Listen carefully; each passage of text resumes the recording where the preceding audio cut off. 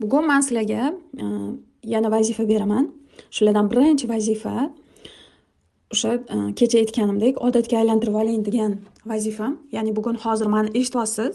Mana shu salomimni eshitdingiz, hozir berib o'tgan vazifamni eshityapsiz. Demak, uyg'ondingiz.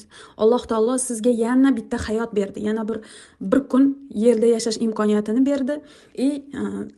Onadan yangi tug'ilgandek siz yana hayotga keldingiz. Bugun yana yangitdan tug'ildingiz. Biza ko'pincha mana hayotimizni yangitdan boshlashni xohlaymiz. Xuddiki o'tmishimizni уже qo'yib yuborolmaymizda, o'sha ko'p narsalar bo'lib ketgan. Shuning uchun endi yangitdan agar bo'lganda edi hayotimni boshqatdan boshlashni xohlayman, yangitdan qilishni xohlayman yoki yana tug'ilganimda mana bunaqa qilgan bo'lardim deb mana shunaqa gaplar eshitamiz-ku ba'zida. Har kuni siz yangitdan tug'ilasiz. Har kuni onangizdan yangitdan tug'ilgandek bo'lasiz. Har kuni sizga hayotda yangi hayot beriladi. Ertalab uyg'onganingizda mana bugun уже sizga yangi hayot berildi. Kechagi kuningiz уже o'tmishda qoldi. Unga qancha energiya bersangiz ham u уже o'lik. Uni hech qanaqasiga tiriltira olmaysiz. Qaysidir hissiyotlar hisobiga qachonlardir, masalan, yaxshi kunlaringiz yoki boshqa o'sha tajriba oladigan yoki saboq oladigan narsalaringiz bo'lsa, o'shandagina biz foydalanamiz. O'zi tagida kechagi kun bilan yashash bu o'sha o'lik inson deyman men ko'pincha, kelajak bilan yashash bu hali tug'ilmagan inson. Mana shundan ham tushunvasangiz bo'ladi, siz bugun tug'ildingiz. Bugungi o'sha yangi hayotingizni mana yashab berishingizga to'g'ri keladi. Shuning uchun shu narsa uchun Allohga minnatdorchilik bildiramiz. Shu narsa uchun bugun minnatdorchilik yozamiz. Bu birinchi vazifa. Buni odatga aylantirib olasizlar, bir kun ham qoldirmasdan har kuni sizni ertalabki minnatdorchilik vazifangiz shundan boshlanadi.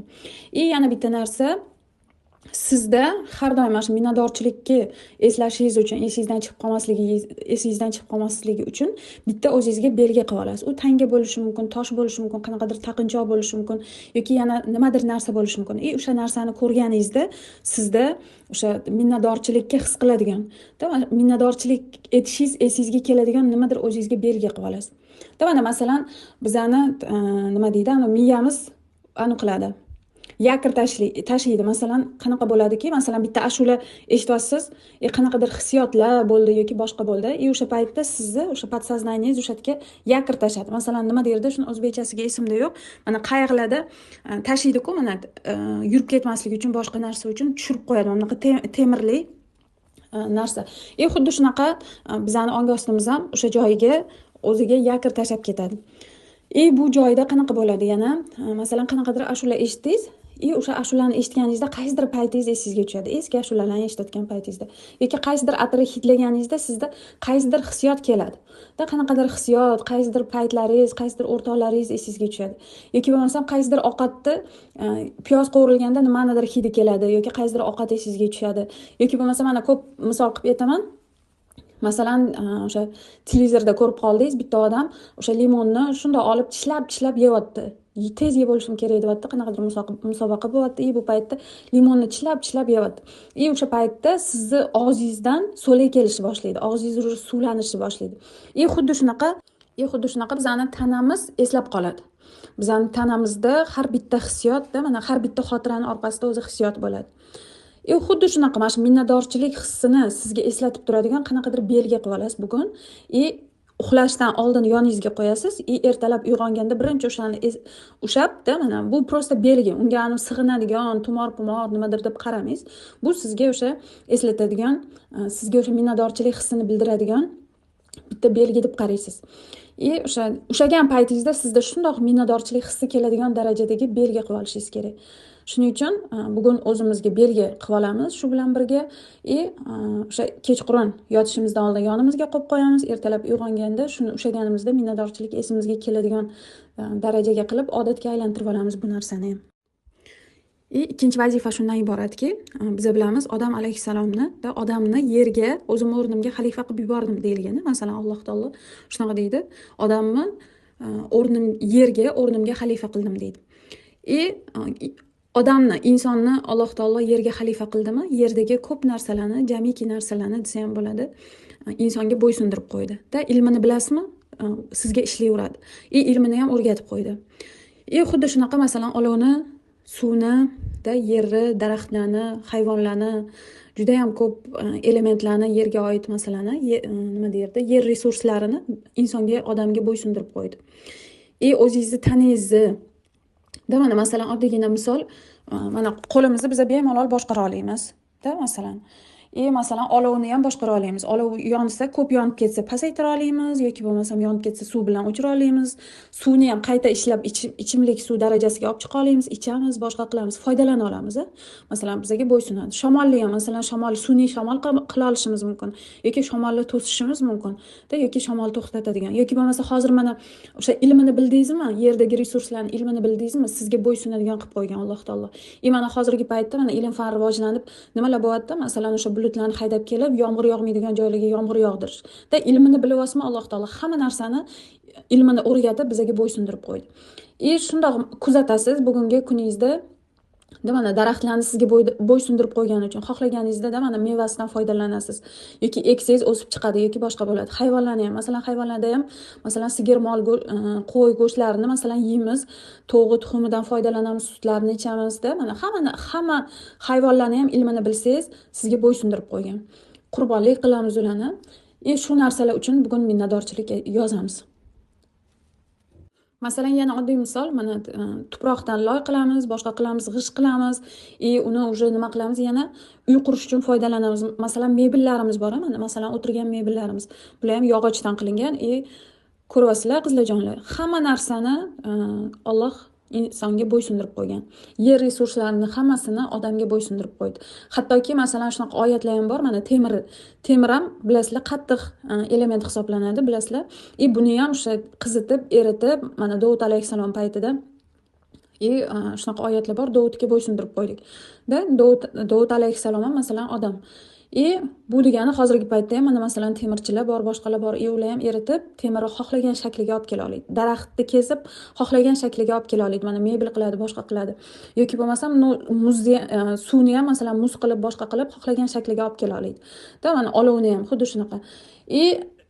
Bizaga shu narsalarni bo'ysundirib qo'ygani uchun Allohga minnatdorchilik bildiramiz. Yana bitta narsa, masalan ko'chaga chiqasizmi? Ko'chaga chiqqan paytingizda ham bitta ko'rasiz. Mana shu kuzatasiz. Mana yerda yuribsiz, mana tortish kuchi bor deymiz, boshqa deymiz, yer bizani ushlab turgani uchun minnatdor bo'lib.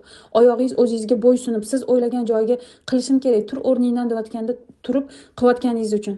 Mana aqlingizni sizga bo'ysundirib qo'ygani uchun, hissiyotlaringiz sizga bo'ysundirib qo'ygani uchun. Mana boshqarish imkonini bergani uchun. Mana hozirgi kunda ro'za tutyapmiz-da, nafsingizni hozir o'zingizga bo'ysundiryapsiz. Odamga hamma narsani bo'ysunadigan qilib qo'ydi Alloh taolo yerdagi. Shuning uchun bugun shu narsa uchun biz minnatdorchilik yozamiz. Masalan o'sha oldingi minnatdorchilikda shunaqa savol bo'lgan, Yulzab agar mana shunaqa qilsak, juda bir kattalik bo'lib ketmaydimi-da, men bo'ysundirib qo'ydim degan hozir mana aytyapsiz, olov, suv, yer, shamol, mana shunaqa deb. Bitta narsaniga masalan e'tibor bering. Siz quyoshga ta'sir o'tkaza olasizmi? Yoki qanaqadir ma'noda oyga ta'sir o'tkaza olasizmi? Yoki yulduzlarga ta'sir o'tkaza olasizmi? U sizga tegishli emas. Uni boshqaruv yoki uni bo'ysunishi sizga tegishli emas. Siz yerga keldingizmi? O'sha odamni yerga xalifa qildim dedim. Siz yerga keldingizmi? Yerdagi jamiki narsalarni ilmi bizga berilgan. Agar ilmini oladigan bo'lsak, bu narsalardan foydalanish, shunaqa bo'ysundirib qo'yganiki, biza foydalanishimiz uchun. Mana shu narsani his qilib olishimiz kerak qizlarjonlar. Masalan, o'sha daraxtni bizga bo'ysundirib qo'ydim, undan foydalanishimiz uchun. Yoki olovni boshqarish berib qo'ydimi, demak buni shamol instrumentidan foydalanamiz, suv instrumentidan foydalanamizda, biza foydalanishimiz uchun yer resurslarini Alloh taolo bizga bo'ysundirib qo'ydi. Mana insonni shunchalik ulug'ladiki, insonni o'zi hali bu narsani bilmaydi. Bilasizlar, masalan, hattoki o'sha aytiladi, mana shaytonga ham, shayton ham birinchi farishta bo'lgan deyiladi. Odamga sajda qilgan degan Alloh taolo, bu joyda u kibrga ketdi deyiladi. Bitta sizni deb qaysidir farishta jannatdan haydaldi va abadiy do'zaxga hukm qilindi. Bitta odamni deb, insonni deb. Endi mana shu yerdan qanaqa Xudoni oldida sizni darajangiz qanaqaligini bitta his qilsangiz bo'ladi. Biz nima qilyapmiz? Hali ham yer o'yinlariga kirib ketib, hali ham o'sha nolishda yoki bo'lmasam o'zimizni yoki bo'lmasa insonlarning hurmatini bilmaymiz yoki insonning qadrini bilmaymiz. Faqat moddiyat bilan o'lchaydigan darajaga kelib qolganmiz yoki bo'lmasa faqat o'sha nima deydi? Yoki hayotimizda nimadir yo'q bo'lib qolsa, sirasi tushkunlikka tushib ketib, shunaqa holatga kelib qolganmiz. Bu narsalarni bu narsalarga minnatdorchilikni bildirishni boshlayotganingizda inson Allohning nazdida qanchalik azizligini his qilishni boshlaysiz. Siz Alloh uchun qanchalik qadrliligingizni his qilishni boshlaysiz. Endi 3-vazifa.